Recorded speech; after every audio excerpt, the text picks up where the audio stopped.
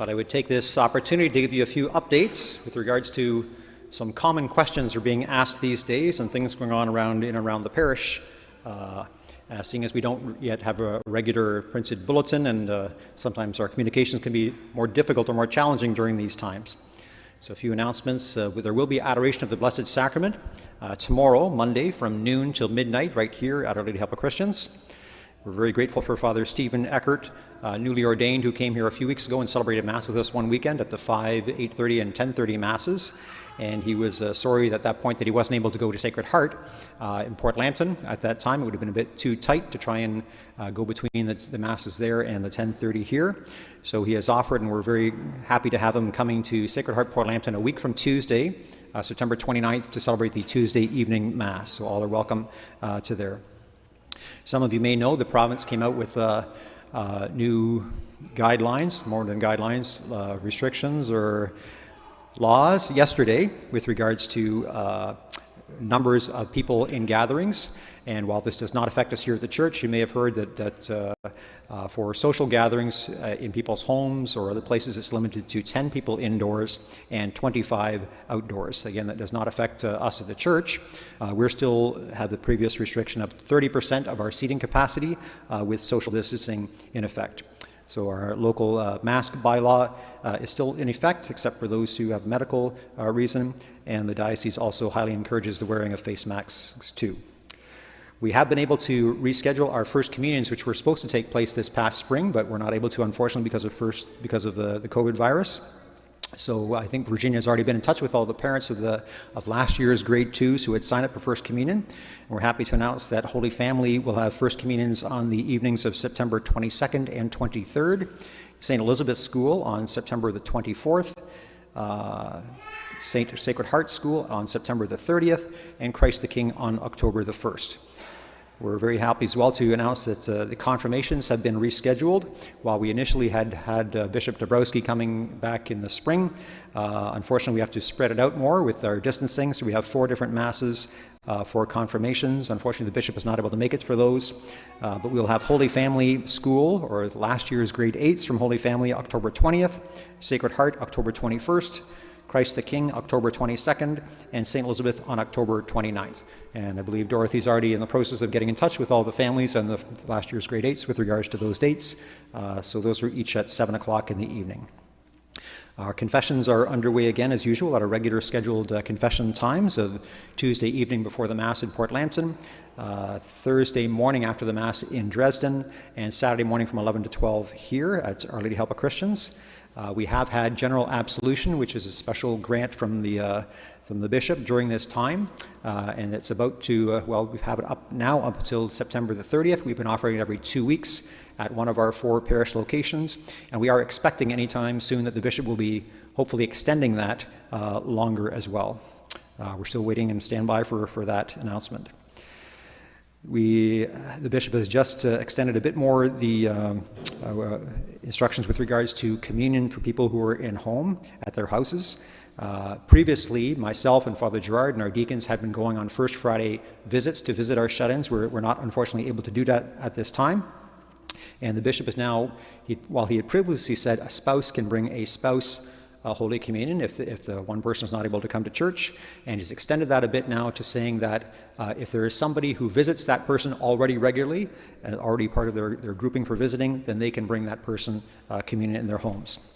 While the clergy are not normally now still allowed in the nursing homes or retirement homes, now if someone is dying, we are able to go in at that time for the sacrament of the sick. The hospitals in Chatham, Kent currently do not allow any clergy visitors. Sarnia, I believe, does allow if a person is dying for clergy to come in at that point. We're still working out what our school involvement will be for this coming year. Though we had planned our full calendar of events for all the sacraments for this coming year and school masses, etc., that's kind of all on hold at this time until we see how things pan out and what can be worked out for that. The bulletin is still not permitted by the bishop in the diocese at this point, just for not wanting people to be touching the same pieces of paper. With regards to our office, we're hoping to very soon be able to open it, at least part-time, and probably by appointment only. We already do have a shield in place in front of Christine, our secretary's desk, as one of the requirements of the diocese. Our Parish Pastoral Council will be meeting again very shortly, I think in the next couple of weeks, and our Finance Committee is meeting this coming week as well to discuss those situations and what can be done. Our halls are now able to be open to a maximum of 50 people, but social distancing must be in effect as well. So if the hall is not big enough to just distance and hold 50 people, then it's however many you can have with distancing. We also are not allowed to have any meals or receptions in our halls as of yet. So for instance, we cannot have a funeral luncheon in any of our parish halls at this time, unfortunately. We thank you for your patience in all these added requirements and differences during this time.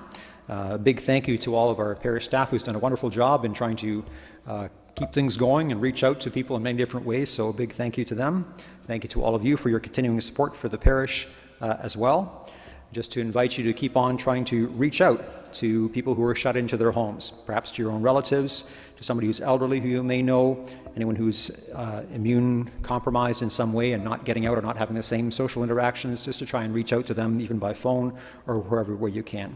We will continue to try doing that as well, reaching out as best we can as a parish staff, but you also may know people who would appreciate a phone call or checking in on them. And we'll certainly be continuing televising or live streaming our masses for the indefinite future for those who are at home or those in nursing homes and hopefully enjoying a spiritual connectedness through our media these days.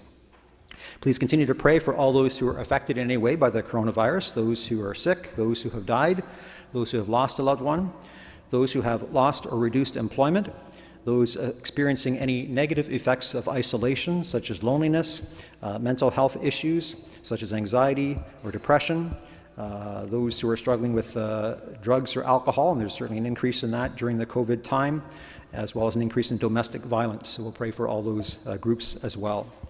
As we heard in our announcements right before Mass, the poor in poor countries are especially affected in a particular way, not only with the threat of the virus, where they don't have the health care we do, but also with food shortages too. So thank you for your generosity for our delayed Share Lent collection. And you're very welcome. We would be gracious to receive any donations over the following weeks for that.